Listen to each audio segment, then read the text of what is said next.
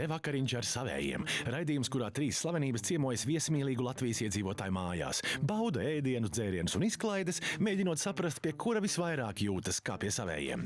Šonadēļ galvenie ciemos gājēji ir mūziķis un aktieris Māris Skrodis, uzņēmēja un konditore Liena Zemīte, kā arī komiķis un radio-dīdžejs Kaspars Upacieris jeb UFO. Pēc katrām šādām svinībām slavenības vakariņu vērtēs, lai noteiktu, kurš no dalībniekiem kļūs par nedēļas uzvarētāju, un 4. vakarā dosies ciemos pie kādas no slavenībām. Un jā, dārgie skatītāji, durvis jau vērs ar slavenības mājas atslēgām. Bet, lai vērtēšana nebūtu tik vienkārša, slavenību atzīmes nedrīkst atkārtoties. Respektīvi, ja pirmo vakaru slavenība vērtē ar atzīmi 10, tad nākamajos vakaros šo atzīmi izmantot vairs nedrīkstēs. Šodien slavenā kompānija ciemojas Piņķos pie Caunu ģimenes, kura izrādās Lienei jau ir labi pazīstama.